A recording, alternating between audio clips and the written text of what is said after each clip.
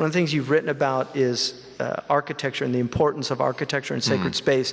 And for me, one of the important things and aspects about a space to study in is that it be beautiful. One of the most stunning aspects of traditional Islamic civilization was the schools, including the children's schools, are now museums for people to go and literally marvel at their beauty. And one of the hallmarks, and I think Prince Charles talked about this in your country, the ugliness of modern architecture. Well, we're living through this, something, I think it's that Czech writer, I can't remember his name now. Havlek? No. Talks about the uglification of the world. Right. It's a word comes from Alice in Wonderland, actually. But it's true that people now build without any consideration for how the building fits into its environment, what it does to the street, how it looks to the passerby. It's purely to satisfy a client. You know, the client wants rooms for 150 offices, so you build a hideous block in the middle of things, which eliminates the street, eliminates the public square, and is something which nobody wants to look at, nobody can bear to look at. And actually, I was very impressed by the fact that Muhammad Atta, who flew that TWA flight into the Twin Towers in 2001, he did a thesis at the University of Hamburg, I think it was Hamburg, on architecture, the theme of which was how to restore Halab to its original condition as a proper Islamic town, without the mutilation inflicted upon it by these tower blocks, etc. So it was as though he was taking revenge on an architectural practice which had been introduced into the Middle East by Le Corbusier with his plans for Algiers, to wipe the whole thing away and put these motorways in the air on concrete blocks. It's amazing. And because of the Arab inferiority complex, there was this huge mood to do this everywhere. We're going to have a modern city with wide streets plowing through these beautiful little alleyways where people lived side by side together. We have a hadith, the Prophet ﷺ said that towards the latter days you would see the destitute desert Arabs who had been taking care of goats and sheep vie with one another to build increasingly high buildings. Really? Yes. That's one of his prophecies. Yeah, well, there you are. Yes. So he was right about that too? Yes. He was... Right. Yes.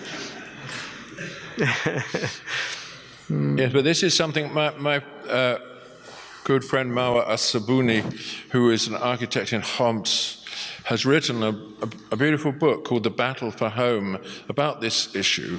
I'm hoping you will invite her here one day. In which she documents the extent to which this new way of building in concrete shanties on the edge of the city are knocking down all the old intimate alleyways, how that has actually contributed to the antagonism of the communities towards each other and fueled the civil war, and of course given people no sense of where they belong, because they look around them, they see this ugly set of broken teeth on the horizon. That's all it is, a town. And she writes very beautifully about the way in which the Christian and Muslim communities in that part of Syria built against each other, next to each other, with the same one wall being a church on one side and a mosque on the other. Yes. This way of actually settling the land as a joint possession. Yeah, and there's a couple of very interesting. Donner wrote a book about early Islam, and he's one of the foremost experts on early Islam. and argues that the archaeological evidence indicates that the Muslims were sharing prayer space with the Christians. Yeah, that's right. And also Philip Penn's work on when Christians first met Muslims, which is about the Syriac. So all of the non-Orthodox churches, how they really saw the Muslims as just a great boon.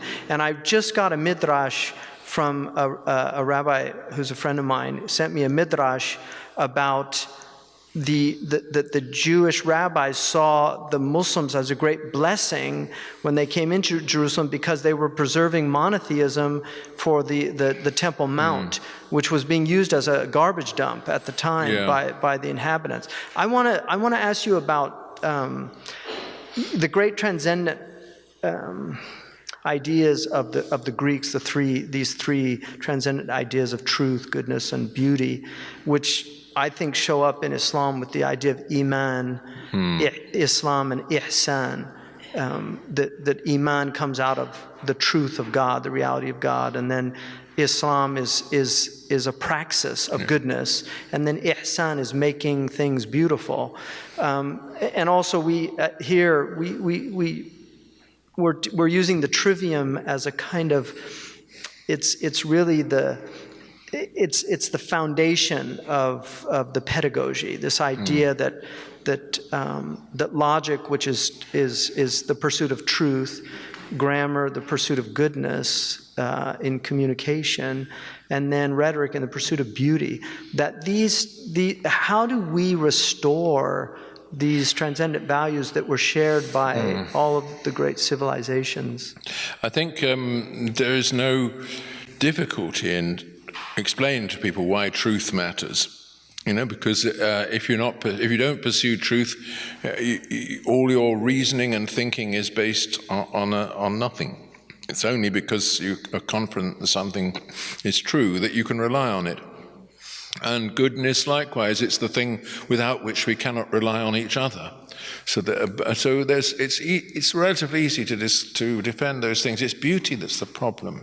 I made a film once for the BBC called "Why Beauty Matters," because I take the view that the search for beauty is part of the search for right relations with others, not just right relations with God, but right relations with each other. When we enter a house and we want to make it our own, we don't make it our own for us only. It's so that other people can come in and enjoy that the way it looks, and we really worry about how things should be placed so that they harmonize. Right. And everything that we do is actually like that, and manners are part of the cultivation of beauty.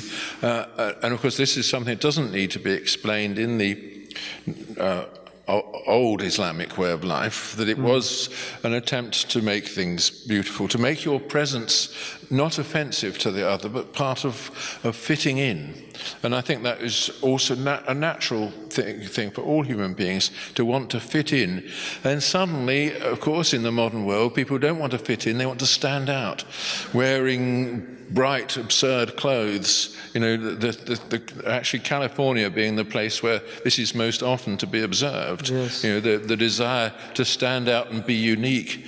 And modern... You're at ground zero for that. Yeah, that's true. But modern building is like that. Yes. The modern architect doesn't want to fit modestly in and disappear into his surroundings. He wants to be that big gesture. I saw the things that Yeats reminded us of was that things reveal themselves in their passing, and there's I don't think people realize how much we've lost of goodness. There's certainly conserving what is good of the past should be at the essence of our endeavors and our challenges, but also recognizing there's still a lot of things that need changing. I really want to thank you for making this stop at Zaytuna College. One of the things that we're trying to do here is a restoration of the liberal arts tradition, which was central to the Islamic tradition. We have a great poet from the East, from Egypt, who said, وَإِنْ عَبِقَتْ فِي الْغَرْبِ أَنْفَاسُ ذِكْرِهِ وَفِي الشَّرْقِ عَلِيلٌ تَعَافَ مِنَ الضُّرِّ. If the fragrance of God's remembrance pervades the West, the sick man in the East might get well again.